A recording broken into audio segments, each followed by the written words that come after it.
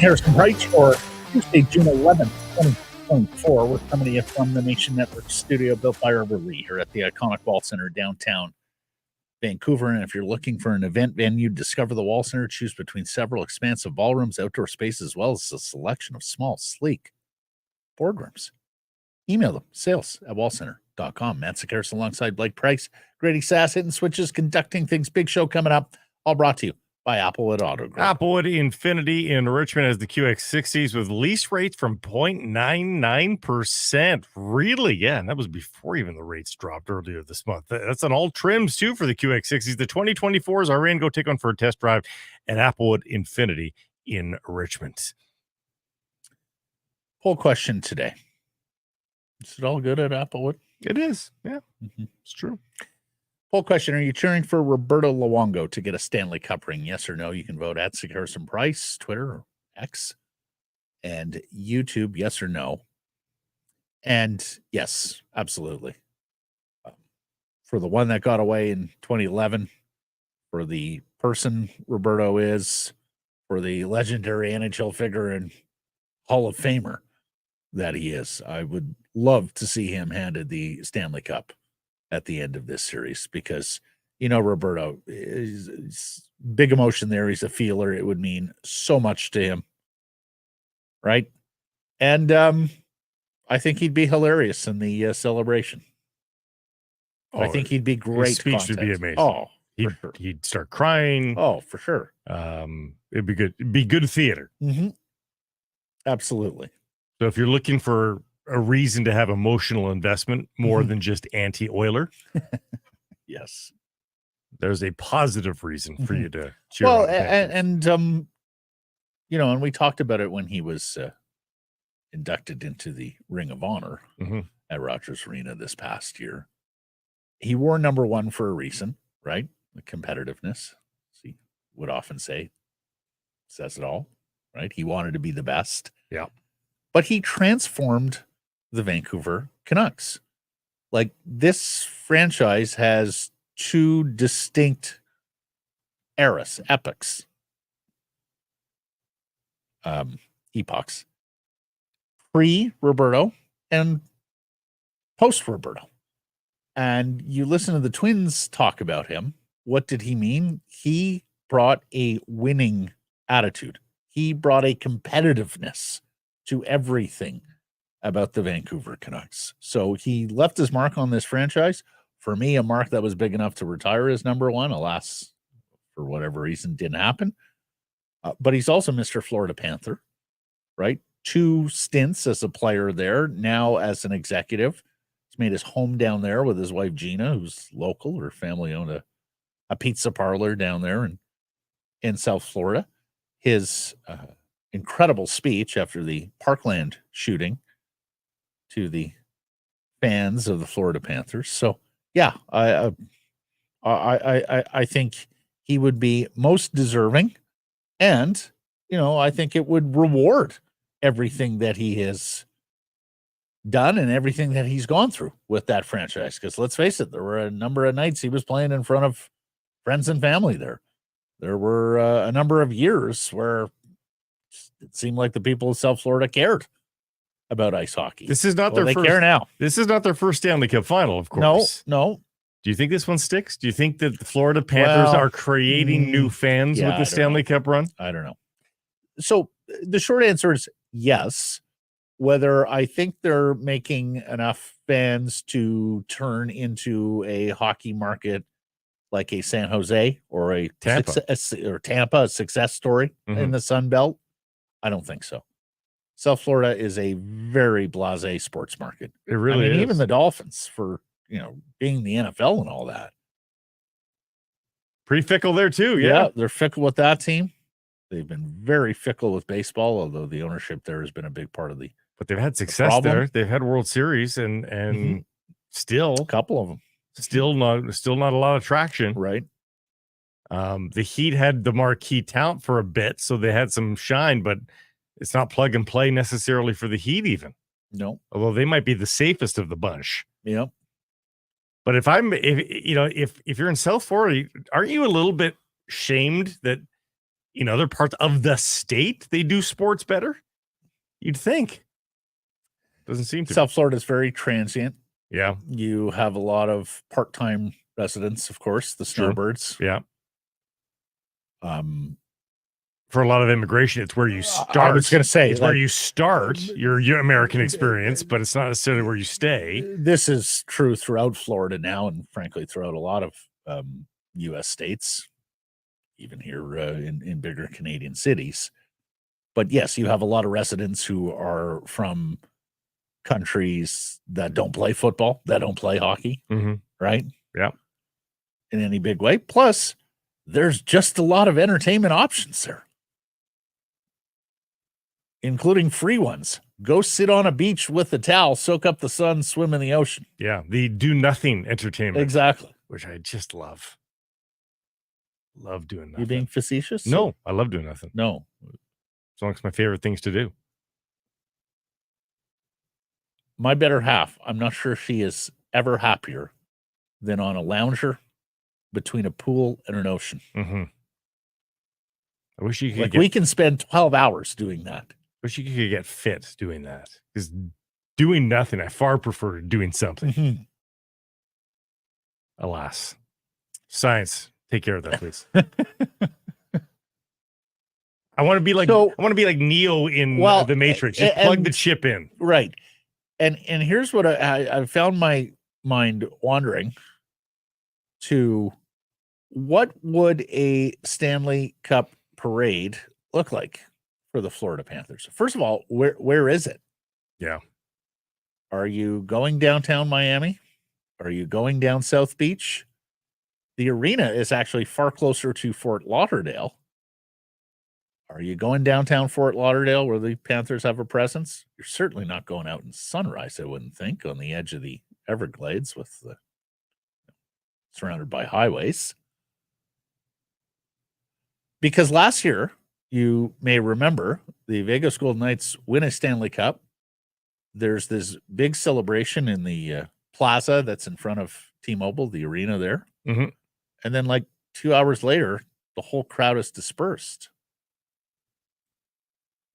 Which, of course, if a Canadian city won the Stanley Cup, the crowd wouldn't disperse for days. The difference is that for an American, for the non-traditional hockey market, American fans, that's all of them. Well, as opposed to a Canadian team wins or an American, like a Buffalo or somebody wins, and there's all the fans that have been fans in the past, can't afford tickets now. Maybe you scared them away with some bid losing, but they're going to come out for the parade. So you get everybody. For the Florida Panthers, everybody that's in the stadium is going to be at the party, and that's it. But that's what kills me is how many more people care. Because in Canadian cities, the number of people who care is far and wide. I mean, it gets to in a Vegas majority of population. In a Florida, if you're talking about a few thousand people beyond those in the building. Yeah. So I'm not sure how sticky a Stanley Cup championship for the Florida Panthers would be. You seem like you're giving them the trophy already here. It's only 91% certainty. I'm not giving them the trophy, but at 2-0, I think you have to allow for the strong possibility, 91%, that they are going to win. And yes, Vancouver fans, we know 2-0. We know what 2-0 can be. And, I'm sure that Roberto is thinking about that, right? Yeah. It's the second time he's been up. In fact, I wouldn't be surprised if we hear Paul Maurice gets Roberto to talk to the team here about 2-0 ain't done, fellas. Yeah. A lot of work to do. Yeah. 15th and the 16th wins are the hardest. And honestly, to a degree, the Panthers have set themselves up in a similar manner to the way the Canucks did in 2011, in that like the Bruins were mighty pissed for game 3. Yes. Knew that, they may have and hadn't scored a lot of goals here in Vancouver. Looked like and probably deserved better to some degree. Probably deserved a split, given how far they pushed Vancouver in the first couple of games. And the Oilers probably deserved the split too.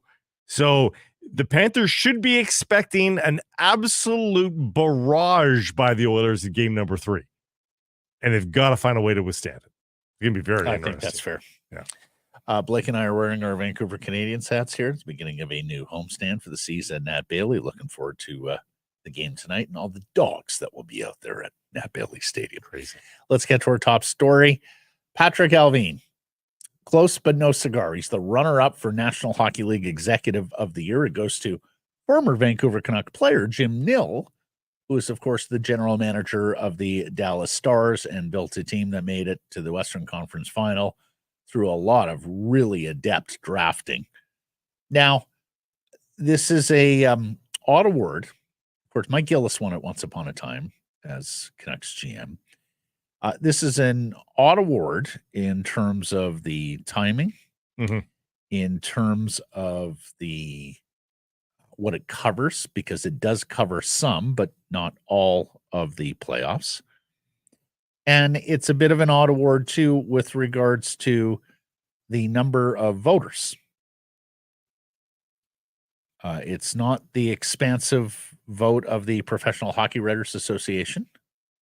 It is not the narrow vote of the NHL general managers. Nor the narrow vote of NHL broadcasters. Or the vote of NHL broadcasters. It's all of them.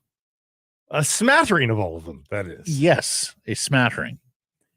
I believe it's 42 voters on this. So Patrik Allvin gets 6 first-place votes, 10 second-place votes, 6 third-place votes. He finishes second with 66 points. Nill's the runaway winner here. He 118 points. Allvin finishes just ahead of Bill Zito, who had 64 points, and just ahead of Chris Drury in New York, who had 61 points. In fact, Zito had more first-place votes than Allvin. Allvin had 2 more second-place votes and 1 more third-place vote to nip the Florida Panthers general manager.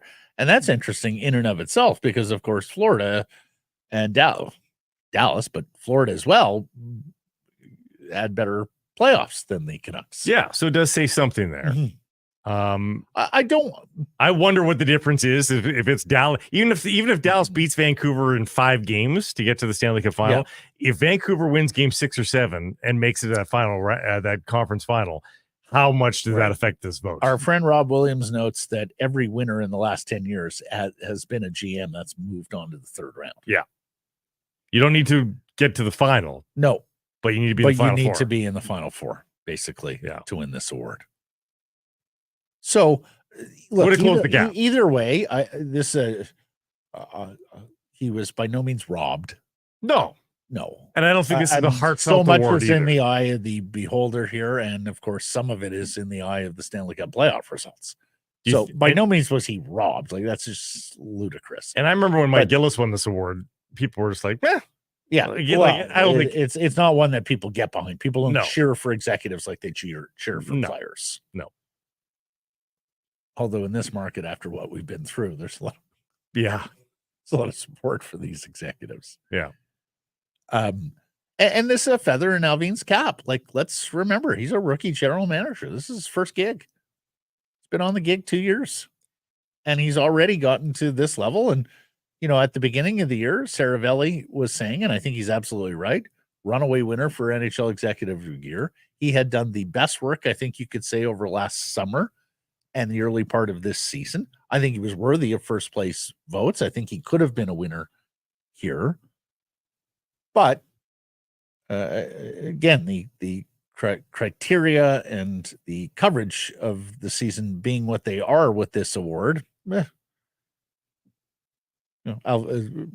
and others, Zito too, had compelling cases. It's amazing where Allvin has come from, because I remember being introduced to him in the first couple of press conferences, and not that how he speaks to the media is necessarily indicative of the job that he'll do, but there's a confidence that you show with the media that needs to be duplicated behind closed doors as a general manager. Correct. And I was a little bit worried just about the chest out confidence of this guy to be able to execute tough moves, make the difficult decisions. And man, has he grown into the role. He sure has. On both fronts, executing difficult moves that took some cojones, and also executing his message with the media and fans. I think he's done a marvelous job, and he surprised me, because I was ready for him to need some training wheels from Jim Rutherford more than we've seen. And I'm sure there have been training wheels in the back channels, but it looks more and more like Allvin is calling some shots. I wondered for a while there whether Allvin might just be the invisible hand and Rutherford would do all the talking. Right. Yeah, I wondered that too. And then Rutherford went too far on the Boudreaux file, pledged to zip it, at least did for a while. Yeah. And basically handed the mic to Patrik Allvin, Mhm. who has done wonders with it. Yeah.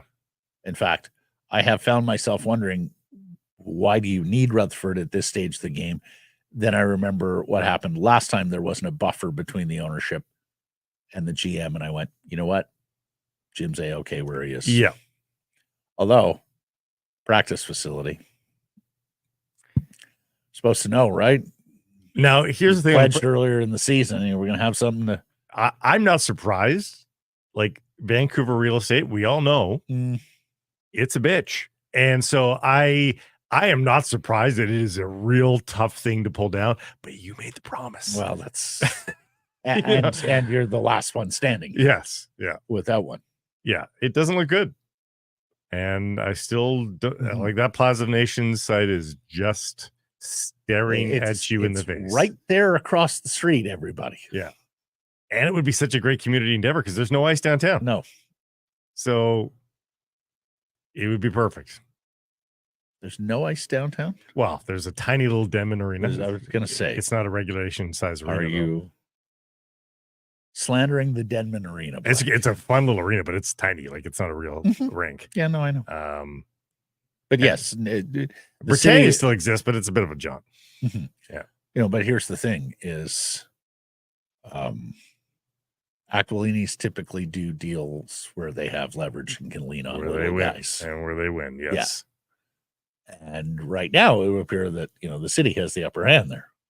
And the developer of that site, because that's not Aquilini property still. Right.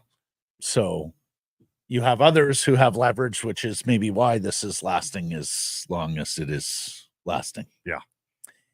David Piniota of the Fourth Period has done some reporting. He's on the Stanley Cup Final there, but his latest column has some Canucks tidbits. There have been no numbers exchanged with Tyler Myers to date. We all know that both sides have an interest in getting together and continuing Myers' career here in Vancouver. We know there are specific family needs, why the Myers family wants to be here. And of course, they're set up in the offseason in Kelowna. So it all makes sense. What also makes sense is that Tyler Myers is dealt with somewhere down the queue after they know what they're spending on Filip Hronek and or a replacement. And of course, with what they're doing on wing and whether or not there's a deal to be made with Nikita Zadorov. So that didn't surprise me all that much. Not sweating that one. If you're a Canucks fan, I think those two sides are going to get together. Now, if he's antsy, if Tyler Myers and his wife are antsy, and even better, then yeah. Like, here's the offer. Tyler, you want peace of mind? Bring them a number that begins with 2 as an AAV, and I bet you can get it done right now. Yeah. Piniota also reporting that Sam Lafferty is almost certainly heading to free agency.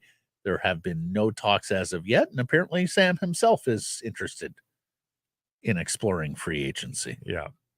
Great start to the year. But and just the one thing I would say there, one of the things that Allvin name checked when talking about his offseason wish list was speed. Well, he's got it. And Sam Lafferty can skate. Yeah. And Sam Lafferty is also a right shot that has played a little bit in the middle, which of course is another Vancouver Canuck need. Right-handed forwards who can play down the middle. But he's not nearly rambunctious enough for me. He has the tools to be a great fringe fourth line player. Great tools. Played 79 games for the Canucks this year. Effectively, he was an every night guy. Yep. And 13 goals, played 11 minutes, 52 seconds, 24 points. 29 years old. I'd have him on my team, but I think he wants more money than he made last year. And I'm not willing to do that if I'm the Vancouver Canucks. Rick Dhaliwal thinks that Filip Hronek is headed for arbitration. And if that's the case, then you also have to ask the parallel question, is Filip Hronek closer to a trade? if he's headed to arbitration, because the arbitration process, well, unpalatable to NHL teams at the best of times, in this case would mean the player spits out with a 1-year deal, somewhere around $8 million, before you're in the unrestricted free agency boat or marching towards then that 1 year from today.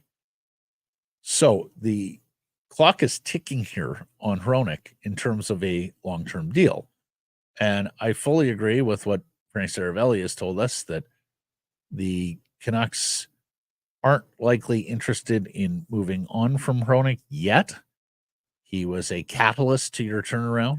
He was the partner for your Norris Trophy winning captain. Until he got injured, he was playing at an exceptional level. They were the best defense pair in the league for a while.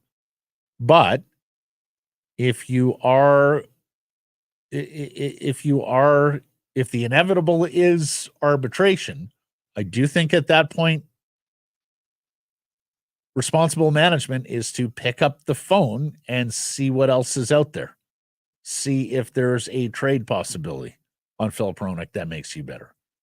Still a few weeks away from this, but that's something. And the other thing, the other complication with Philip Hronek, we've talked about as well, and also with Saravelli, is that his arbitration process drags you into the summer and doesn't give you that cost certainty of what you're paying your top pair right side defenseman, which is a further complication here. Now, Jim Rutherford, for the most part, has operated as a ruthless manager here and elsewhere. And you wonder whether some ruthlessness is coming from Canucks Sports Entertainment if Hronek doesn't agree to a deal here in the near term. Why are we saying $8 million in arbitration? Well, that's what the AFP Saravelli has explained that a couple of times over the course. The comparables, the stats, the numbers all point to roughly an $8 million reward here for Hronek. It's a little less than what it would have been at the midpoint of the season, but yeah, I mean, all the guys that I see that are making $8 million have years in excess of what he just put up, and have a long history of putting up those numbers. Like I know people just. So you're going 7.5? Yeah, I just think it begins with 7. I mean, right. Yeah. So it's 7.5. Yeah. Small quibble. Well, all the small quibbles add up, though. Just yeah. So yeah, fair enough. 500,000 here. Hey, the cap going up. What was the distinction this week? It was supposed to go up. I'll have it here in a second, but it was supposed to go up. Yes. So the cap is going up to 88 million as opposed to 87,675. So an extra $325,000 per team. Yeah. In the system here. So that fourth liner who got to 10 goals on the season, now you can give him that bump to 1.3 that you were reticent. Good piece on Canucks Army. Stéphane Roger here, the author. Unrestricted free agent wingers for Elias Pettersson. And big list, there's 11 of them, and beefy list because some of the best free agents on the market are there. Jake Gensel, Irf Gaffar has reported he's going to sign the U.S. He's not so much interested. Stamkos, I would be stunned. Sam Reinhart, West Vancouver Sam Reinhart. But if you're signing Sam Reinhart, you are basically signing somebody to an Elias Pettersson contract. That's an $11+ million player coming off the season that he had with 57 goals, 94 points, and one of the best defensive forwards in the game. I'm curious what he makes because AFP has him at 11.3 on an 8-year deal. In fact, they have him as $2 million more per season than Gensel. Far and away the most expensive free agent in the crop. And you just think of like Mitch Marner at 10.3. Mm-hmm. How and quick? Sarah Valley reporting that the Leafs are going to back Marner into a corner. Yeah. And say whether it's now or whether it's in 8 months, you are not going to be a Toronto Maple Leaf after this coming season. So make your peace with that and green light a move because he's got a no move clause. Like, it's free market system. I understand Sam Reinhart will probably get north of $10.5 million. Oh, for sure. He's never. I think he may get 12, Blake. This is his first time above 33 goals. Mm-hmm. Like imagine if all of a sudden Brock Besser had this season. Would you think that Brock Besser deserves $11 million all of a sudden? Because it's the same. Reinhart's also a Selke worthy, Selke candidate defensive forward that Brock isn't.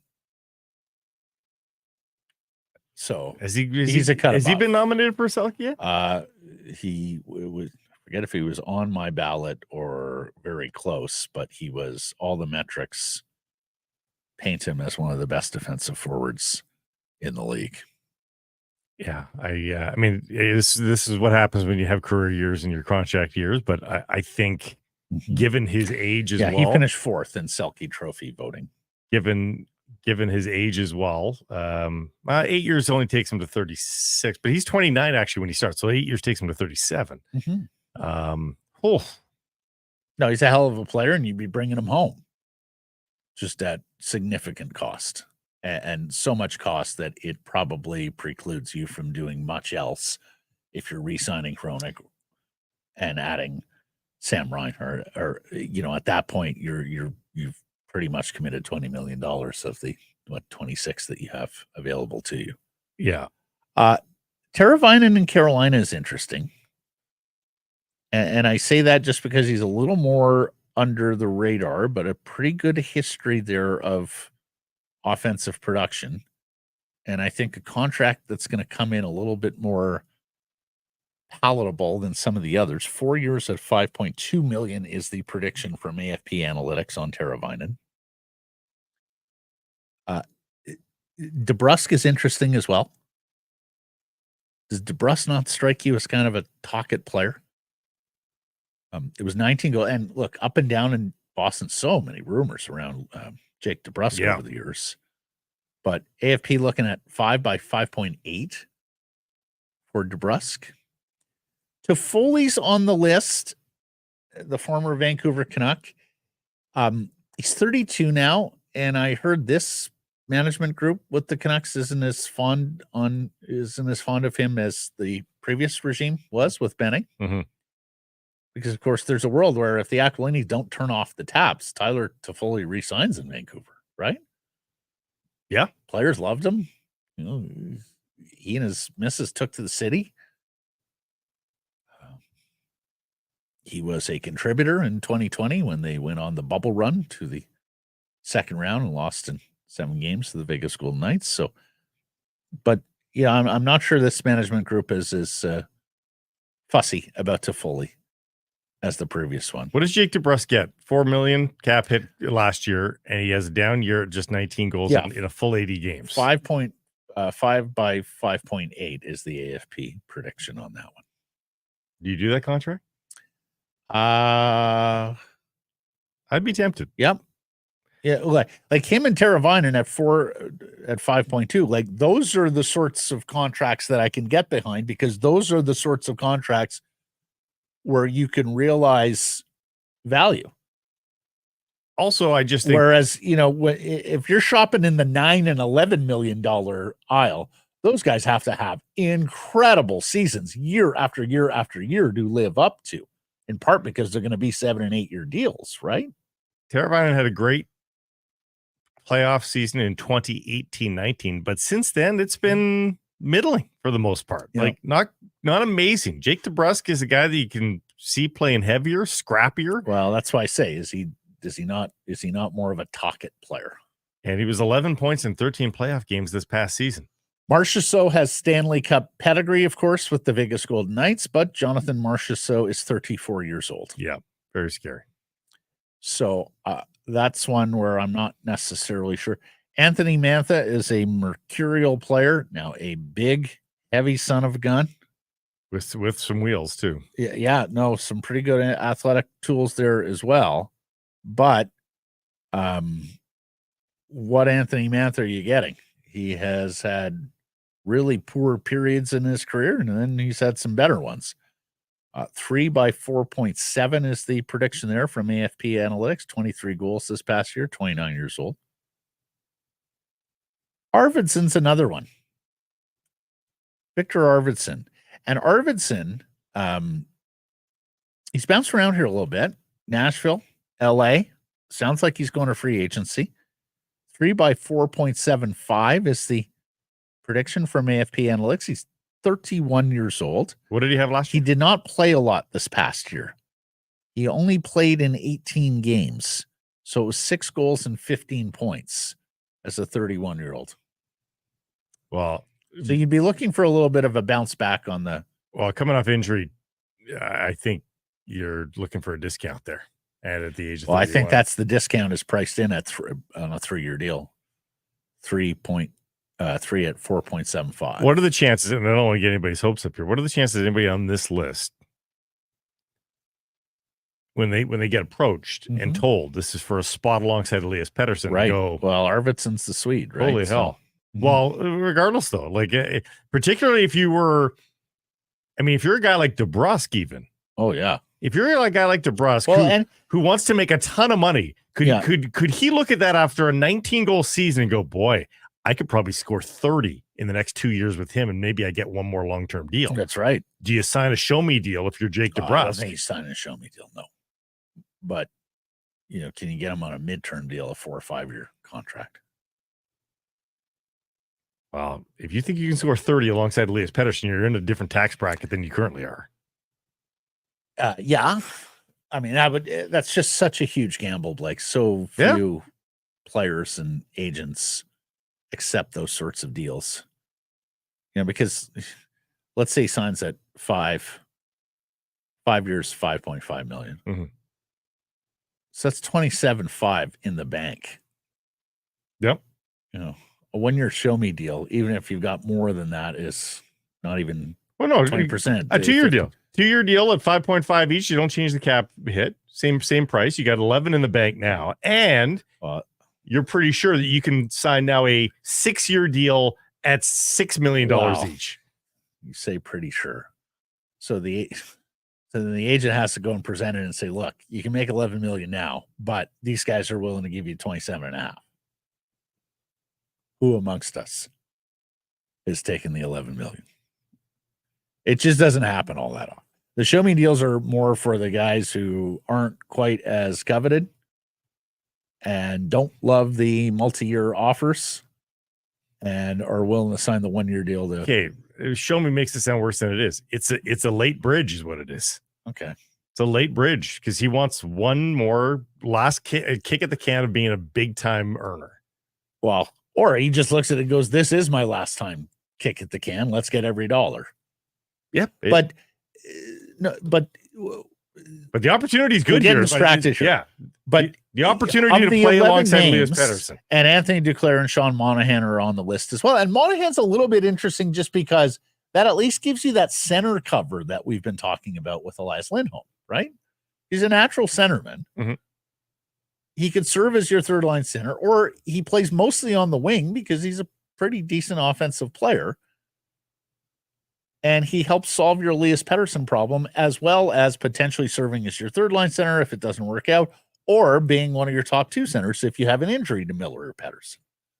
But Arvidsson, DeBrusk, Teravainen, to me, they're interesting because I think they're attainable players. I think they could all have a nice impact on that line and work well with Elias Pettersson. And of course, this is a pretty big organizational need. And, to be able to fill it in that $4.5 to $6 million range with the cap going up, like to me, that would be sensible. I'd be worried about what Sean Monahan you get. Well, not Monahan, Arvidsson, DeBrusk, Teravainen. Those are the 3 from that list, just because I just think it's going to be so difficult to add against a Reinhardt, a Stamkos, Toffoli's a little older there, so I'm not sure. Marcia's still a little older.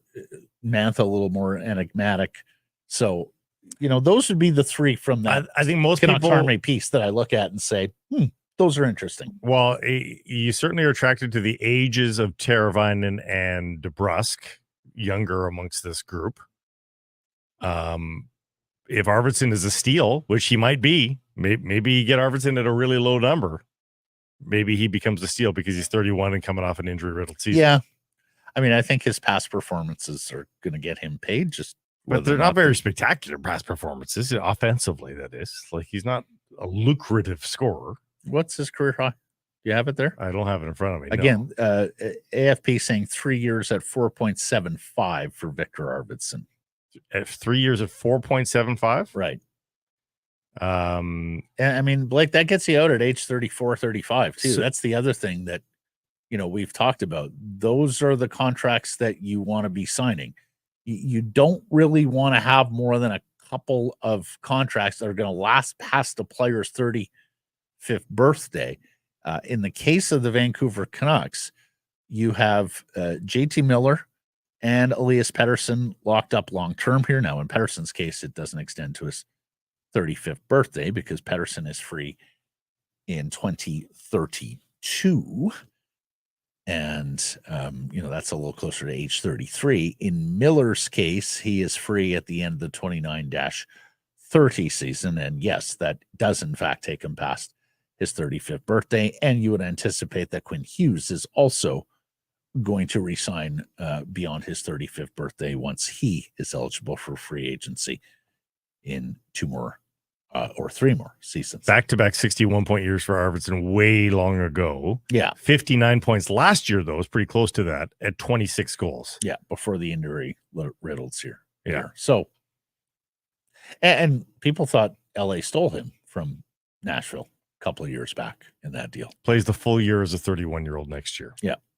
Jeremy Colleton has been named a assistant coach for Sheldon Keefe with the New Jersey Devils. So effectively, what we've had here is a trade of organizational coaches in a roundabout way. Manny Malhotra was with Sheldon Keefe on the Leafs bench. They get fired. Keefe winds up going to New Jersey. Colleton joins him. Manny takes Colleton's job with the American Hockey League's Abbotsford Canucks. And Green moves from the Devils to Ottawa. So, yes. Yeah. And actually, been meaning to play this clip. Tocchet speaking about Manny Malhotra last week after he joined on that Zoom press conference to discuss his coaching staff. You'll remember he said he was not most familiar with Manny and yet was certainly aware of Manny's history. Let's hear from Coach Tocchet on Manny Malhotra joining the organization as the head coach in Abbey. Yeah, I'm really excited. I don't know him really well. I know from the Greeny time years ago when he was in Vancouver. I've met him a few times being around Greeny. He did a presentation, which I was really impressed with. He did it. It was in Vancouver draft when NHL coaches will present, and he did a presentation on pre-scouting. And he had to go up there in front of 1,000 people and do a pre-scout for 20, 30 minutes. So that's a hard thing to do, and I thought he nailed it. Talking to some people in Toronto, very positive guy, a very loyal, tireless worker. We had a good conversation a couple times the other day about I'm going to rely on his new, fresh ideas that he can bring to me, and he's very excited to work with us. I think it's a great hire. I think he's enthusiastic, and I think it'll really help the guys down there. I love how excited Coach is just to be talking to people. He was pumped that day. He was super pumped that day. And yeah, he's not wrong. It is intimidating getting up in front of that many people to conduct a presentation. I have no doubt that Manny's a very effective communicator. Yeah. As he was here as a player with the Vancouver Canucks. So back to the Cup final. 4-1 Florida wins. The under hits again. 2-0 in the series. The Draisaitl hit on Barkov. And actually, there's a similar hit from Bennett on Broberg. Yep. In the game as well. a lot of people are upset, and when I say a lot of people, I mean Canucks fans, that Carson Soucy so far is the only Stanley Cup playoff suspension for that cross-check on Connor McDavid, which hits him in a bad spot, but accidentally, or he gets pushed from behind by Zadorov. Wondering why that Draisaitl hit would not be a suspendable offense. Leaves his feet, leads with an elbow to the head of Sasha Barkov, and Panthers coach Paul Maurice saying that Barkov is not worse today, and that's a good thing. Maurice saying that if he continues to progress, he should be in good shape and play in Game 3. We've often lamented, but that's a headhunting hit. We've often lamented that the NHL doesn't punish the act; it punishes the result more often than not, and that guys that have performed stupid acts, but the players just jumped up and skated away, get little to no penalty. Well, the opposite has happened here, and that Carson Soucy committed that act. Yeah. Everybody was fine, walked away. He gets suspended. Meanwhile, that was pretty clear what Leon Draisaitl was trying to do, and that was label Markov, and he got the elbow involved. I wonder how much Coley was venting behind the scenes. Yeah. I mean, I don't think that's a suspendable offense, but it's a major for me. Oh, for sure. For sure. You leave your feet, lead with an elbow, and hit the guy in the head. What am I missing here? Yeah. Yeah. So, like, I realize he's a star player, and suspending him in this final with the Oilers down 2-0 is that could be series over. That could affect the commercial opportunities here for the Stanley Cup Final, but there was a trio of knee-on-knees in the game. Only one got penalized. Well, the other thing I'll say is, Sam Bennett learned very well as an 18-year-old from Michael Furland. Like, virtually every hit he delivers is a charge. Yeah. Yeah. Like, virtually every hit comes from distance with speed and or is late. Now, they looked at the hit on Broberg. They looked at the hit on Broberg. Which I also didn't like. No. But at the same time, got to be careful what you hope for when you talk about video reviews, because that puck over glass penalty, you want to use that as a video review? By all means, folks, go look at that frame by frame. His stick is in the neutral zone when that puck leaves his stick blade. When his stick is in the air, about 1.5 feet off the ground, that stick is now in the neutral zone. So all the Oilers fans that are you crying about the officiating all of a sudden? Could have sworn there was some ink spilt on that about the Canucks market not too long ago. Right. And now all of a sudden the Oilers are crying foul. But yeah, I mean, this is the thing with video review is how exacting are we going to be? Because we're getting exacting that one is the right call. Agreed. The other ones are subjective, a little bit more in the eye of the beholder. Charles Barkley interviewed. Kyle Bukauskas, nice job. Does a very good job. In the suite with Commissioner Bettman. Toronto, Vancouver, Edmonton, his favorite Canadian cities. As one of these everybody says, not like the other. And then shout outs to Rod Black, Christine Simpson, and Don Cherry. Again, one of these things. Yes. And it's an eclectic mix. And I don't know Christine at all. Blackie's a great guy. But just odd mix. Charles Barkley, Rod Black, Don Cherry walk into a bar in Edmonton. Yeah, that's what it sounds like. And he kind of dropped a half F-bomb too. He sure did. Which, to be fair, he's not on TV much, so I understand why he would. Oh my! But he likes his pucks, Charles, and he's up on his pucks. Yeah, absolutely. Also, a joke about how he's unemployed. He's on LinkedIn, handing out resumes after inside the NBA.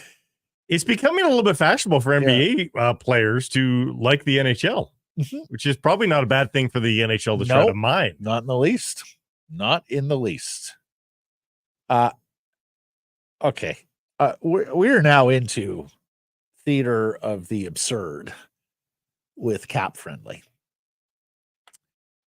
Elliot Friedman, Jeff Merrick talking about on their podcast about how some teams are shook by the loss of Cap Friendly, that they don't have their own infrastructure here. Like, in what friggin' world? All the information is readily available to you.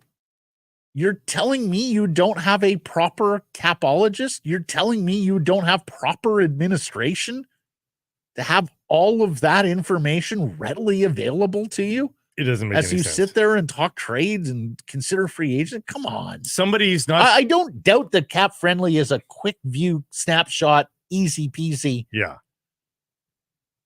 But there's no way that there are any, like, and if there are, like, then the NHL is even further behind and more backwards than we thought. Something is being lost in translation in the information that he's getting from these teams, I think. I just refuse to believe that this has become now a lost tool for NHL teams. Might they be like kind of curious as to like, wow, I can't believe that happened. This is too bad because I like to use it just for your sake, like a quick right. But actually shook, oh shoot, now what are we going to do? Yeah, no, there's no, I can't believe that. I can't believe that.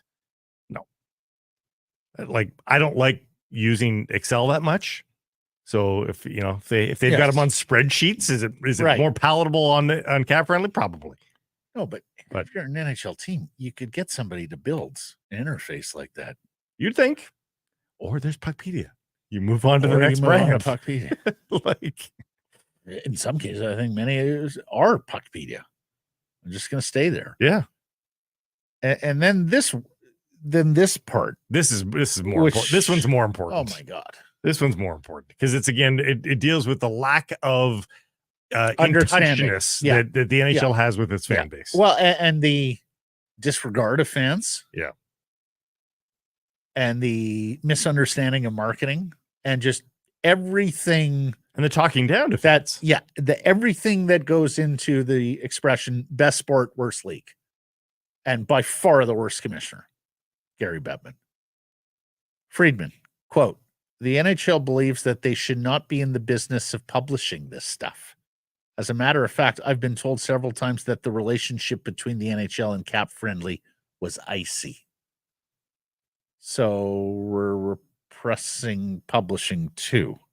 So we're not big on free speech. We're not big on..." But you don't even have to get on that moral high ground. They just want you to consume the product. Don't ask questions. Yeah, exactly. Don't try to seek further information. Don't try to understand how the sausage is made at all. Certainly don't pin them down on anything. Just mindlessly consume the content and be happy. And that's what this speaks to, and that's why I'm so offended.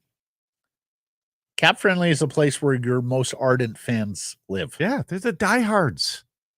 Cater to them. Cap Friendly is the place where people go when they're looking at their team, other teams, transactions, free agency, buyout, like go down the list. All of it. Good for your brand, good for your sport, good for your teams. How you don't understand that is beyond me. The only thing I can think of is the reason as to like the real reason behind all this. They think it's invasion of privacy or something? No. I think they think it's too much accountability. That if you know so intimately what your GM has spent on player X and that turns out to be a bad contract. Like the Louis Eriksson contract. Yes. It sat there on Cap Friendly as a daily reminder of how fucking bad it was and how stupid it was. And it creates fan base animosity towards said team and said general manager because you've done it. That animosity was earned. Well, it's just in the case of Louis Eriksson. Yeah. And ultimately, Matt, here's the thing with things like those contracts. Are you telling me that even if we only abstractly knew what Louis Eriksson was signed to, that's it, that people wouldn't still be like, what the hell with this guy? What the hell? What did Eriksson make again? Oh, there's nowhere online where I can find it, but I know it's too much. Shame on me. Because he's terrible. like I don't know how much he makes, but he was a free agent. They must have paid him a ton, and he sucks. So, I mean. Honestly, Blake, I sometimes think that the NHL is like preschool. And the other leagues are in high school. Yeah, that sort of feels like that. I like this from Steve Dangle. Once again, this is the NHL telling its most passionate fans to shut up and eat their slop, as you were saying. Yeah. Eric Tulski is going to become the new GM in Carolina, so at least people know who they're dealing with now. But of course, they know they're dealing with owner Tom Dundon as much as GM Eric Tulski. Well, and to weave those two stories together, Tulski, long and analytics guy, hired in a similar manner, and to some degrees, cap friendly and such. Yeah. No, but there's a ton of them out there, like Brandon Pridham, with the Lawrence Gilman. But the point that was a critical position, Blake, the second the salary cap came to be. So it's been a critical position for 20 years. That's why I can't get over. You're telling me some NHL teams need to refer to a public website, but the NHL, for this part of their business? The NHL played down analytics forever too, right? Like that doesn't mean anything. Fans don't care about that sort of stuff. They don't want to be that in depth on the numbers. Lo and behold, now guess what? The NHL website provides all of these in depth numbers. So eventually they're like, people do want to consume that, but they're I would leave open the smallest possibility that there would be some team shook by the loss of cap for it. Only because you hear stories like this. The Ron Hextall story in Pittsburgh. So the team is sold from Mario Lemieux and Ron Burkle to Fenway Sports Group. And of course, Fenway Sports Group, for Burkle, who's a billionaire, the Penguins are a toy, right? Mm-hmm. And for Mario, it's a legacy thing. Fenway Sports Group, well, they're in the business of owning and running sports teams, and really big ones. Really big ones, right? EPL sides, Major League Baseball teams, that is a professional operation when it comes to sports enterprise. And they sit GM Ron Hextall down and they say, well, what's the plan here? And Ron articulates the plan and they say, okay, well, where's the documents? What are you working off of? And Hextall goes, oh, well, it's in my head. Mm-hmm. And they're like, it's in your head. No, you got to put this on paper. And then Hextall scooting out to a Kinko's to provide documentation for the meeting when it reconvenes after lunch. Yeah. And this is not do you really have NHL teams run like this? And it's not a story from 1982 either. No, it's a story from a few years ago. Yeah. The Fenway guys, big on analytics, big on data, big on writing shit down. NHL teams, data, analytics. What's our plan here? Just talk to Hexie. He'll articulate it for you. Let's get to the menu today. It's brought to you by Greta Bar, 50 West Cordova. An incredible arcade, a fantastic spot to go pregame, postgame, or to watch the game. Check them out, 50 West Cordova, gretabar.com. We'll talk to John Shannon here in a couple of minutes. Talk to him about the Cup Final. Some Canucks matters as well. Roberto, this short runway, if the series does go long between the end of the Cup Final and the beginning of really the new league year, which technically only starts on July 1st, but you got the draft and you have some big decisions, and I suspect some transactions and personnel. Some teams might want to make trades to get into the first round, for instance. Right. So there could be trades the day after the trophy's hoisted. I even wonder if during some of these 2-day breaks you're going to see activity. Yeah, maybe. And incidentally, good on the NBA and the NHL for staying off each other's dates for those who are interested in watching both, albeit both are 2-0 leads. Both are 2-0 and could be over quickly. Enjoy what you can. But I gotta say, I really don't love the dark days. There's no game tonight. Can't sit down and watch a final game tonight. Yeah, that's too bad. So, yeah. So John Shannon and Amar Doman, the owner of the British Columbia Lions. Of course, it is BC Lions Week here in the city of Vancouver, proclaimed by the mayor, with the home opener happening Saturday against the Calgary Stampeders. The big 50-cent concert in advance at 3 p.m. at BC Place. Weather doesn't look great. Oh, well. Tickets are all but sold. It's damn near a sellout here. 50 for 50 on Saturday in the latest event that is a BC Lions game. Let's get to our Bet365 bets of the day. This segment brought to you by Bet365, proud partner of Sekeres Price. I am looking at many U.S. Open potential winners. I'm doing so because I'm in the world famous Doug Lum pool. Doug Lum, an old friend of ours from 1040, also a Northlands legend. If there's anybody who plays Northlands more than you and me, it's Doug Lum. No. U.S. Open begins Thursday at Pinehurst number 2, and the Turtleback greens are already borderline, according to defending champion Wyndham Clark. Have you seen some of the viz? People just dropping balls and having them roll off the green and roll well into those natural waste sandy bunkers, area, waste bunkers. Yeah. Like, so not only are you rolling off the green, oh, that sucks. Now you're all of a sudden in a pseudo hazard. Yeah. I would wonder whether this is the superintendent and the USGA and the greens crew there just seeing what they can get away with early in the week.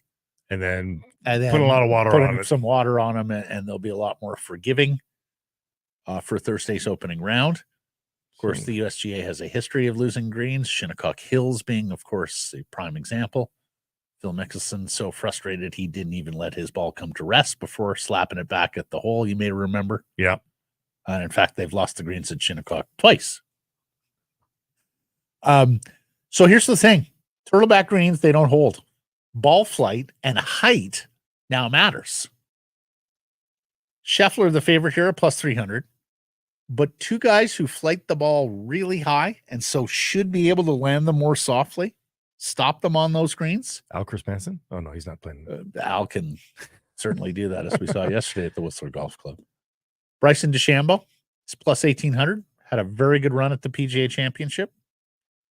And the young Swede, Ludwig Åberg, plus 2,000. Two guys I'm going to strongly consider here to win outside of Scheffler, who's no value. 3-1. I mean, it's Tiger-esque, Blake. It is. It's crazy. Like DeChambeau, 18-1. Åberg, 20-1. Like, that's what you're accustomed to seeing. And this is full field. This is the U.S. Open. Yeah. Everybody's here. It's crazy. I'm looking ahead to the Euro opener on Friday. Oh, tell me you're going with the upset. I'm going Your upset. broadcast partner, Colin Miller, demands you pick Bonnie Scotland for the win. And not only just because it's fun and it gives you something to cheer for, but there's been some suspect German results here. This is not the golden age of German football. Germany tied Ukraine 0-0 a couple of weeks ago. Even last year we were talking about this with Germany. Germany tied Mexico late in the fall, lost to Austria in November. And that's hardly a prime Mexican squad anymore. Lost to Turkey in November. We were talking about this last fall. There's some results there that are not looking good. So you don't have to put much down here. Scotland plus 800 to win. Or if you want to go draw, plus 500. Yeah. But both are pretty tantalizing. Open an account with Bet365 today. Bet on a huge range of markets. So whatever the sport, whatever the moment, it's never ordinary at Bet365. Use code VANBONUS when opening that account. Altogether, all one word. John Shannon is next. The Vancouver Canadians are back at the net. Catch fireworks, giveaways, and Friday nooners all spring and summer long. Get your tickets at CanadiansBaseball.com. Northlands Golf Course. Download the free app and book tee times with a touch of your thumb. And while you're on course, open the app for hole-by-hole GPS and track your score. 6 to 90-day reservations. Jump the queue. Lock in your date for $10 per player booking fee. Limited daily availability. Check it all out. GolfNorthlands.com. Our next guest is brought to you by the Arnold Palmer designed Whistler Golf Club, reminding you that tee times for any time during the 2024 season can be booked online now. Blake and I had a magnificent day up there yesterday with Chris Manson. And boys, the course in extraordinary shape. I mean, the greens were absolutely perfect. I mean, May showers can be bad in some ways, but the May showers have really just kept the thing in tournament shape. It's just unbelievable. Yeah, and talking to Al, a lot of those weekend dates are filling on up, so make sure if you want to get up to Whistler Golf Club on a weekend, you get on that now. Plus, the contest, Arnie's Army Golf Getaway, where you and 11 friends could play for free. To book a tee time, or to enter the contest, visit whistlergolf.com. John Shannon is the former executive producer of Hockey Night in Canada, the co-host of the Bob McCown podcast, and he joins us today. Hello, how are you? I saw the two of you wrestling on the green there while you were talking about playing. Yes. Was that was the two of you, was it? So Matt can be a bear, all right. Yeah. We get to the 13th tee, and there's a bear sitting there in the meadow beside the tee box. Right beside the blue tees, yes. Now, I am not a North Shore guy, John, so I am not as accustomed to, just bears in my neighborhood, in my vicinity, like this guy is. So I'm like, are we okay to tee off there? Like, is everyone okay with, looking down in total concentration while there's a bear a few feet away? And I was like, he's eating the dandelions. He's high on the dandelions. Sure enough, gave us a quick glance over, didn't seem at all bothered by our presence. No, it was great. So you guys carry air horns? No. If you're going for a run in grizzly country, maybe, but other than that. No. We're bear tolerant and they're human tolerant. Yes. That's how things are working out here. We have more vicious animals on our golf courses here. I can tell you that right now.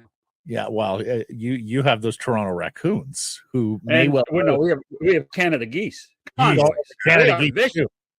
But I'm just saying the urban raccoon could take over. Like, it could be the super species when all is said and done here, particularly if we screw it up amongst ourselves. You also have possums now, I heard, too. Have you seen a possum in your yard yet?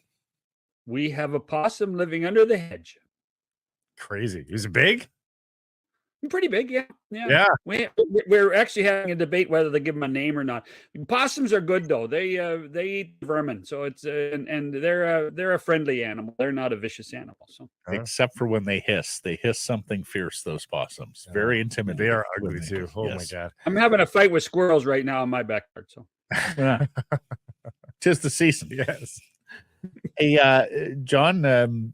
Florida Panthers 2 games away from a Stanley Cup championship, and our old friend Roberto Luongo 2 wins away from a Stanley Cup championship. Of course, he was here in 2011, winning both games on home ice. We know how that turned out.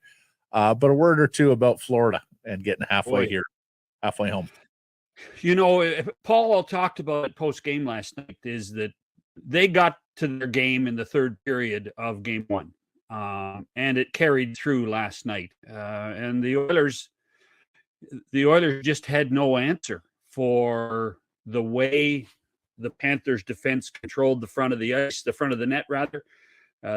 center of the ice, scoring chances in the high danger.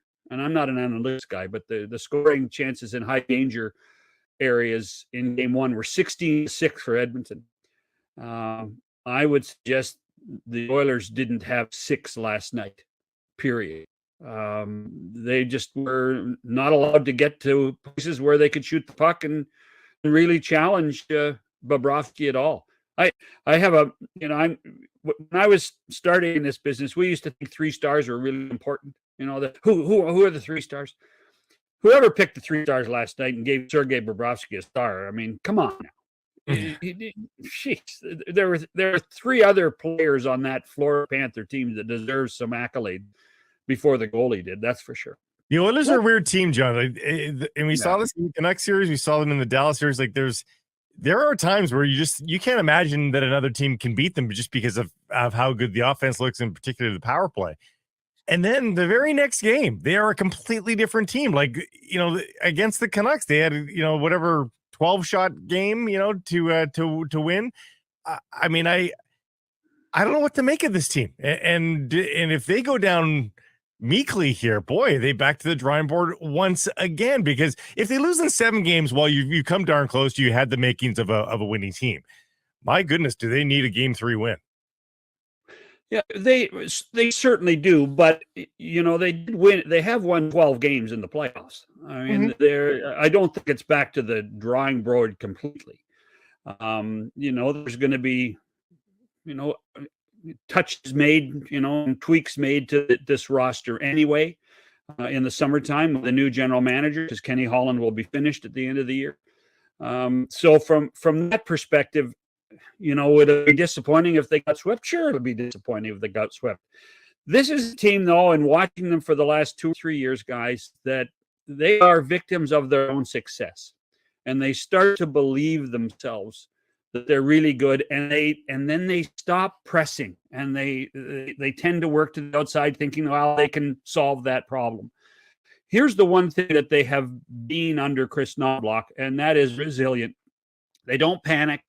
They know that they have to make changes. They've lost 2 games in a row once before in these playoffs to Dallas in games 2 and 3. I expect we're going to see another different team, Blake, in game 3 in Edmonton. And at 2-1, we're going to be saying, wow, are they coming back for game 6? And it would not surprise me if that's the case. Well, all the neutrals out there really hoping for an Edmonton win in game 3. Otherwise, we have a very quick series here, potentially. Are you rooting for Roberto, John? Is that a guy that you would love to see hoist the cup should Florida win? There are some great stories in the game. And let's face it, what Roberto Luongo does and has done for hockey, and what jumps to mind for me, guys, is after the Parkland shooting. And I don't know if you recall that speech he made on the ice without any notes. That was one of those great moments in a very sad situation that you go, wow, this guy is the real deal. And we certainly most of your viewing audience or listening audience view him as a Canuck. But to me, that proved his love of South Florida, his love of being a Panther, and his contributions to that franchise. And that's probably one of the reasons when I think of Roberto and the franchise, that's the first thing I think of. Is not his goaltending, but his ability to stand in front of 15 or 16,000 people and show compassion for people who have gone through a terrible tragedy. Yep. We always knew he was a feeler. He speaks from the heart. And as great as Sasha Barkov and Aaron Ekblad and Sergei Bobrovsky have been in this postseason run, when I think of Mr. Florida Panther, I think of Roberto Luongo. He has been that significant to that franchise over 2 stints. I'm forced to think of Doug McLean, but that's only because he if I don't, he'll yell at me. So I thought you were going to say Scott Mellenby because of Ralph or something like that, but they're just no. Well, listen, we were.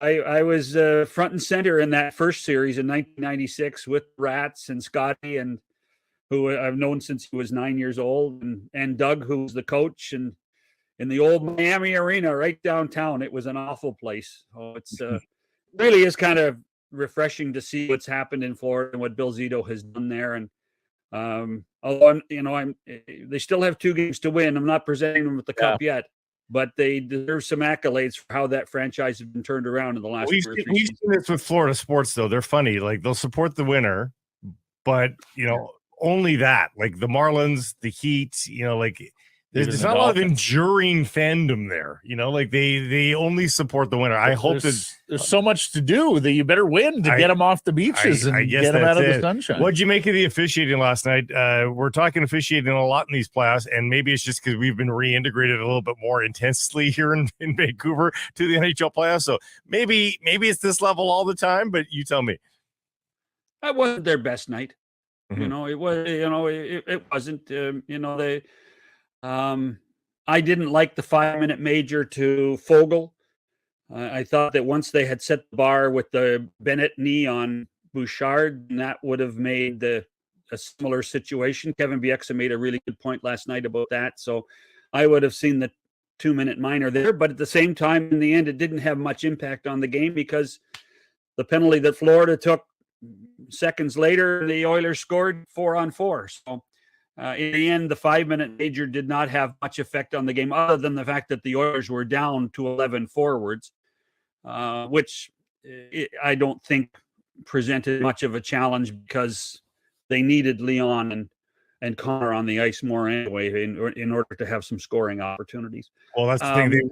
They win the Draisaitl decision because he could have easily been tossed for that, and Fogel stays, and the puck over glass was the right call in the end, I think, as well. So you do?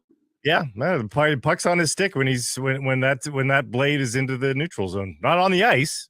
But it's on his stick in the air in the neutral zone. I think that's my seat. Well, the good news is that we'll be able to review that next year. Yeah. And they have tried. They are going to fix it. And does it help the Oilers this year? No, it doesn't help the Oilers this year. But next season, those are one of the situations that can be reviewable, as the 5-minute major was for Fogel. And at least they had a second chance to look at it. And I don't necessarily agree with the ruling, but that's another story for another day. Help me out on this one, Shannon, because last year we had a unique Sunbelt market win its first Stanley Cup. There was a couple-hour celebration in and around the arena. Then everyone dispersed, and they did a parade down Las Vegas Boulevard, much to the chagrin of some locals who were like, "Do we really have to close Las Vegas?" We have a hockey team? Yeah. Where's the parade if Florida wins it? Are you going Miami? Well, or you going South?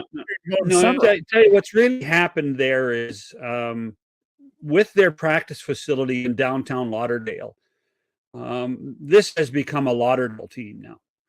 It's not as much a Miami team, which is not. I mean, it's not that close, Miami. No, so this is not.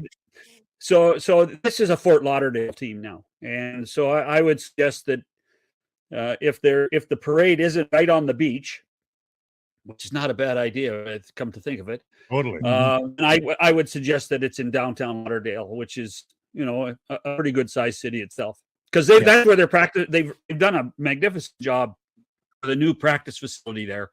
That I think is becoming the focal point of hockey for the group. The arena, if you remember, is on the edge of the Everglades, about 15 miles from downtown Fort Lauderdale. And so if you're trying to create interest, you want to be downtown in the city. And so at least this practice facility has created an awareness of the hockey club with people who are walking down the street in Fort Lauderdale.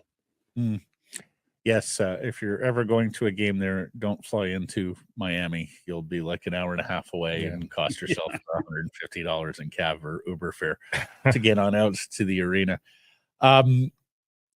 Big test here for McDavid and Draisaitl. Like we're going to see what they're made of. I suspect we will see the absolute best they can muster at this stage, deep into a playoff run in Game 3. I think you have to add Hyman and Bouchard to that too. Simply because if you look what's happened in the first 3 rounds, and dare I remind Canuck fans, it was the 4 of them that made the difference. Zach has been stuck in front of the net again in this series, but there's always a stick on him. There's always a body in front of him. He hasn't had near the latitude to work in front of Bobrovsky that he did in the first 3 rounds. That's a challenge. He has to be better. Evan Bouchard did not have a good night last night, even though he played more than 30 minutes because of the Darnell Nurse issue. Bouchard has to be better defensively. He can't get rid of the puck as quickly as he did last night on the Rodriguez goal. And he also has to be more effective from the point, shooting the puck. And so I would say that it's not just on Leon and Connor, and I agree with you. I would put Zach Hyman and Evan Bouchard in that, because that's the group of 4 that have put the Oilers in this position to be in the Stanley Cup Final, in my opinion. I don't think, as we move on, I don't think GM of the Year is a big needle mover for the fans. But if you're just judging by the season, do Canucks fans have a gripe that Patrik Allvin should have been the guy rather than Jim Nill? If you're just looking at the season.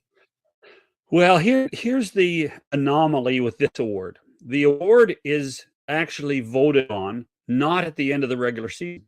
That's right. The award is voted on at the end of the second round. And the reason I know that is I used to vote for it. I haven't voted for it the last 2 or 3 years, but I was part of a smaller group of people that had votes on general manager. And it was done this way. Coley Campbell, when they created this award, said we have to start rewarding the playoffs a little bit more with our awards, and we're going to start with this one. And there is some logic to that. So that's why I think when you look at Dallas advancing, Vancouver not, I think that you can sit there and justify Jim Nill. I think Jim Nill made some great trades during the season, as Patrik did. When you look and combine the advancement to the third round, they had more points than the Canucks in the regular season. I think it's a fair vote, and I think that it was, justifiable that Nill was 1 and Allvin was 2. Honestly, second round seems odd to me, John. Why wouldn't you reward the entirety of the playoffs? Like, why draw the line at the? There is an arbitrariness to it, Matt, but I don't have the answer for you. They wanted to. I think if they thought it was just for the playoffs, then it would be a little more unfair, and it would be down to a ballot of 2 people. Right, exactly. Yeah. But at the same time, you have to reward something for the playoffs and something for the regular season. Gotcha. I think that's what Coley was thinking. That's probably right. Yeah. Yeah. Cap friendly, John. It's going away. Yeah. It's amazing. What are you hearing? Like, by the way, blatant plug. I did not know this when we did the booking, but Ted Leonsis is on with us next week. So it's another question for the list now that the Washington Capitals have purchased this. So and I don't know the logic behind it, other than perhaps that's a capologist they want to work in their organization. And Brian McClellan has said that, we want this guy and we're going to buy the whole thing in order to keep it happy. That does make some sense. Well, and what's caught me by surprise is that Friedman and Merrick talk about some teams are shook by all of this, that like they relied on cap friendly to a degree. Do you know anything? I can't believe that. I can't believe that. I can't believe that either. Like, you're a multi, you're and not only that, the every team has knowledge of every contract and the terms of every contract. They don't need cap friendly to know those numbers. They don't. Mm-hmm. They can tell you exactly what the deals are. They can tell you what cap friendly did was it made it easy. One-stop shop. Mm-hmm. But all the information on cap friendly is available to every team all the time. All you have to do is phone Sean in the office in Toronto. It's probably easier to navigate though than the Excel spreadsheet that the NHL sends you, or that you've got in-house yourself. It probably is easier to navigate. So I wouldn't doubt that they use it, but it probably is not integral to their business operations. No, I know it's a fascinating story. And kudos to those guys for doing it. But I don't think in the end we're going to miss it, and we're just going to all go to Puckpedia instead. Our colleague Frank Saravelli is reporting that Mitch Marner may well have played his final game for the Toronto Maple Leafs. What are you hearing? He's got 1 year left on his contract, and it does seem like there's bigger changes afoot this summer in Toronto. Yeah, although I'm a little surprised at that report. I don't doubt it. I'm surprised at that report. My understanding was that there was going to be a tremendously larger emphasis put on what happens in the blue line and what happens in goal, and that goal scoring was not an issue for this hockey club. Mm-hmm. And Marner was part of the solution there, not part of the problem. Brad Treliving, I think, has probably been able to identify what has to happen with this team in order to play. Well, we've learned it now. Playoff hockey, Panther hockey. That's the division they're in. That's the conference they're in. So they better be better at that kind of play than anything else. Craig Berube is going to solve a few of those problems, but I think most of the problems are on the fence and in goal, not with what happens up front. And Matt, you know what happens. Blake, you do too in this town. This is the stuff soap operas are made of. Mitch and Willie and Austin aren't getting along. Oh my God. They're still great players. Yeah. Hey, does their old friend great players? Are they going to make a play for Jacob Markstrom?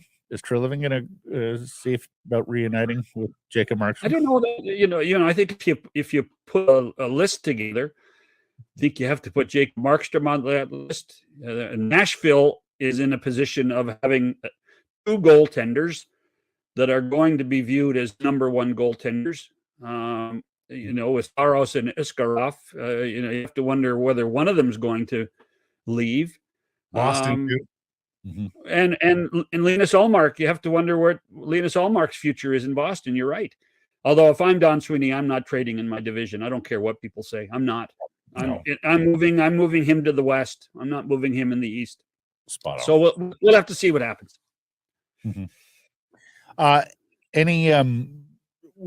Because of such the short runway, John, if this final were to go 6 or 7 games in the start of the draft season, and of course the new league year, do you anticipate that we have a lot of things like ready to go here, that once we've played the final game in the Stanley Cup Final, we are going to see teams get busy transactional with personnel? Well, we are, it's really it's kind of sad that, even the 2 teams in the final are going to have to decide what to do with some players. Yeah. Very quickly. Which is just, hey, you win the cup. Oh, by the way, you're no longer on this team. It's becoming more and more that way, just from a practicality point of view when the season ends this close to the end of the month. There could be a guy in the parade, John, who knows that his time with the Oilers is done, like immediately. Right. Panthers. Right. Yeah. Or Panthers, or Oilers. Could be. We're not getting out the cup yet, man. We're a long way from an Oilers parade. We are 2 games away potentially from a Florida Panthers. Oh, you're just pandering to that Vancouver audience. Good for you. Maybe just a little. Good for you. We're going to have our own booth in downtown Lauderdale for the Panthers parade. Maybe you can convince the guys that own this thing now. You'd go and do a live remote at the Panthers parade. That's right. Because you wouldn't be able to do it and convince them to go to Edmonton. Blake and I are looking at the numbers to see if it makes sense. A long flight, sadly. So we should have renamed it Panthers Nation after 2 rounds. Yeah.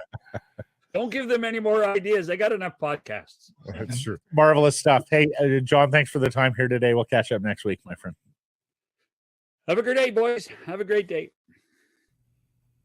In a season like this, you never want to miss a single second of what's happening on the ice, and you want to be around your fellow fans, right? Well, Greta Bar YVR at 50 West Cordova, the perfect spot to do so. Hey, if you've got tickets, a great place to pre and post. They've got drink specials every single day. And if you don't have tickets, well, stick around and soak up the atmosphere with all your fellow fans, play all the great video games and air hockey, great air hockey set up as well at Greta Bar YVR. We'll see you there, 50 West Cordova. Great Clips is the official hair salon of the National Hockey League. There are 37 salons in Vancouver and the Lower Mainland, all Canadian-owned and operated. Download the app and find the nearest to you. When you're up next for a cut, you'll get a Ready Next text. Great Clips. It's going to be great. Our next guest is the owner of the BC Lions, the huge home opener Saturday against the Calgary Stampeders, the 3 p.m. 50 cent concert, the 4 p.m. kickoff. Looking for a win. It's our pleasure to welcome Amar Doman back to the program. Amar, how you doing? I'm doing well, thanks. And thanks for having me on, guys. You're more than welcome. Thank you for the time. What'd you make of the game Sunday? Yeah, you know what?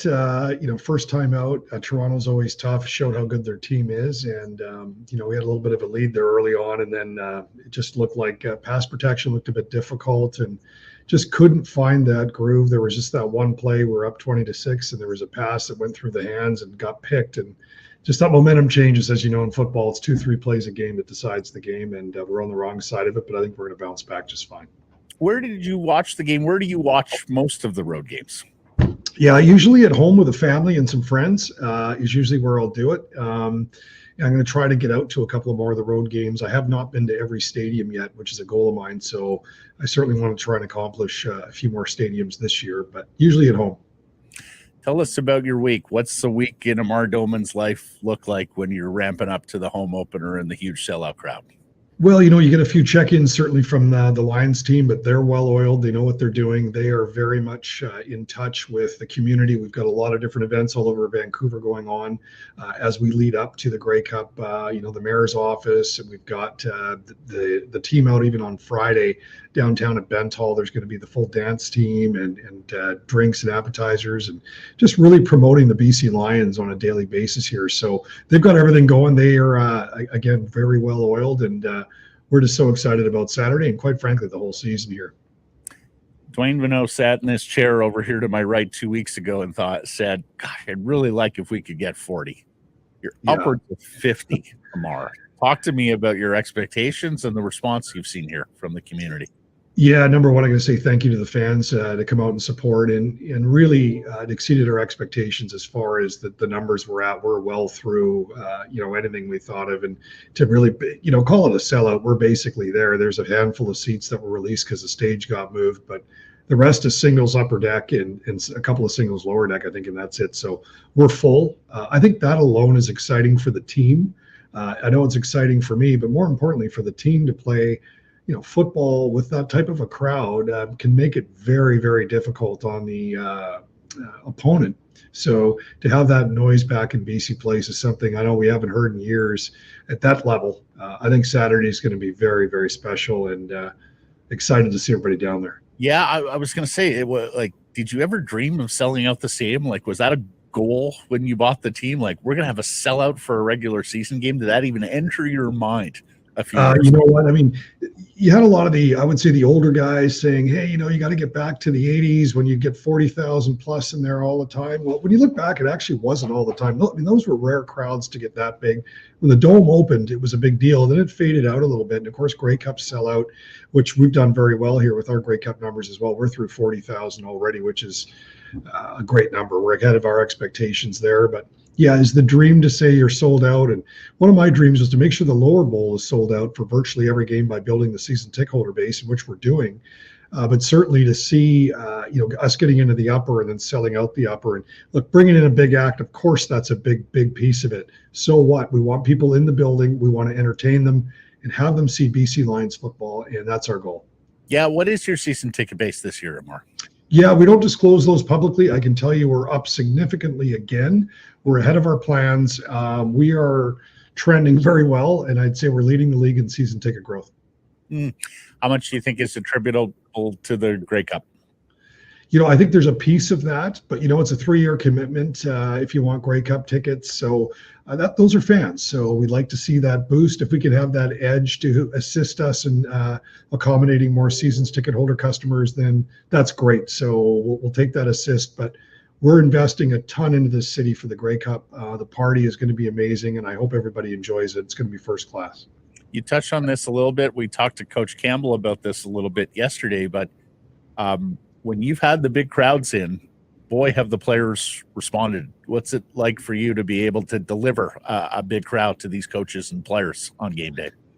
I think it's great from a lot of different viewpoints. Look, selfishly from the game point, man, it's just awesome drowning out the opposing quarterback on offense and all that. Like, that is a big piece, and you can make it deafening like Seattle.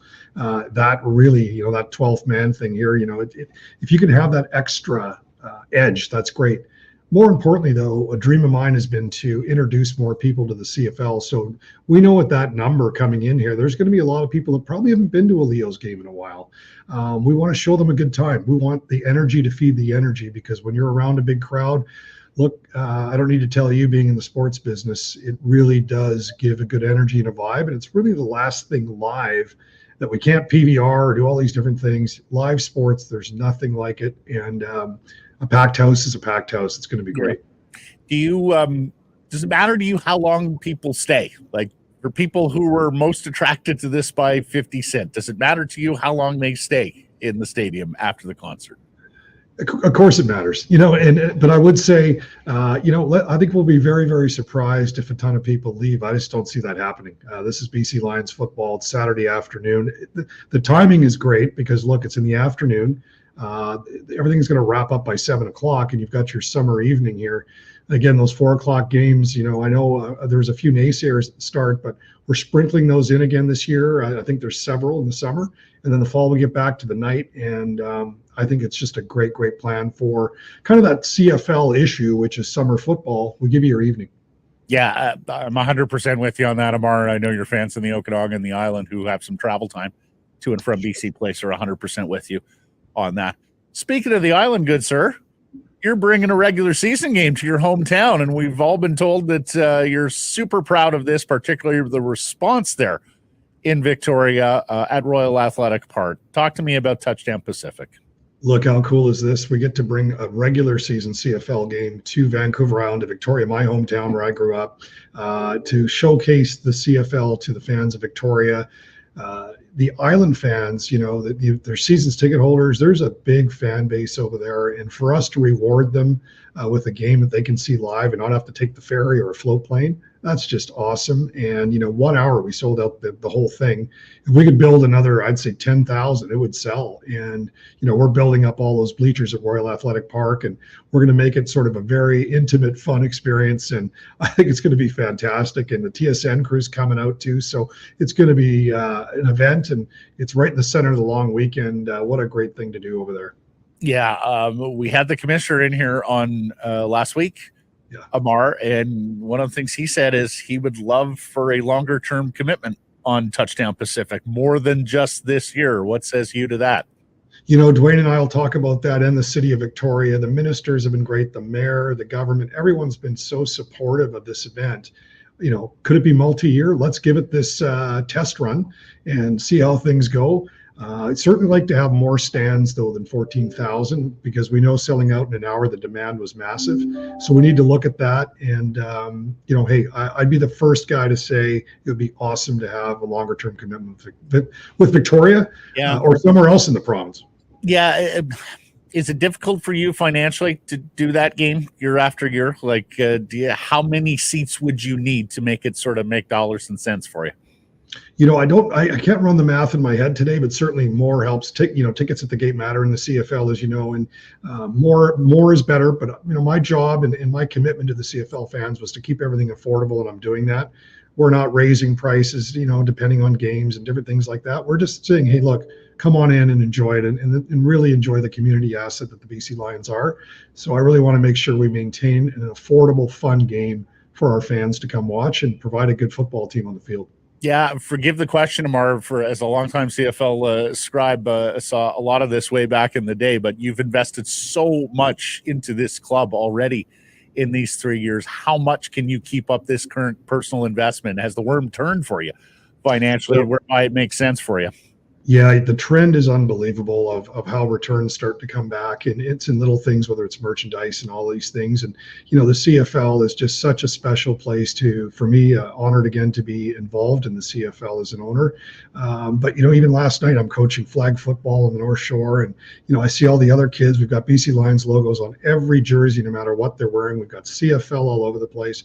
We've invested, and you're seeing it visible. The kids are excited, handing out hats last night, just really being all in, and those returns start to come. And hey, it's just been great. I want to thank the fans for supporting the Lions. Yeah, forgive me, last year we started addressing you as Coach Doman, so good job, Coach. I'm glad you're back out there coaching flag football. Last question, and it's on the football side here, Amar. We've been talking about it here. Team looks pretty good, been building towards this. Is Grey Cup or bust? Would anything less than a Grey Cup championship satisfy you this season? Well, I think all 9 teams, that's the goal at the start of the year for sure. And, I believe if we're injury free, we're going to be in the tournament and have a good shot to, try and get through Winnipeg in the West. Look, all the teams, there's been a lot of player shuffling. It's going to be very interesting to see what happens this year in the West. I think the East is still going to be strong with Montreal, obviously a strong contender there. Toronto looked good. They took care of us on Sunday. So this is going to be an interesting year. I think game by game, again, if we're injury free and we've got some new faces in as well, I think our running game's picked up with Stenbeck. We love having him in the club. So, I think we'll get creative with the play calling there a bit. Yeah, I think we're going to be a contender here in the West. Winnipeg's still the team to beat. Well, you were very kind to this program in a recent interview with Jason Pierce. We appreciate you listening, Amar. Thanks for everything you're doing for football in this province. Looking forward to Saturday. Thanks very much, guys. Go Lions. Hey, everybody. If you're enjoying what you're seeing here, then follow along with Sekeres Price on YouTube. I promise more content coming. The kids call it subscribe on YouTube. Well, how about liking it? Do that.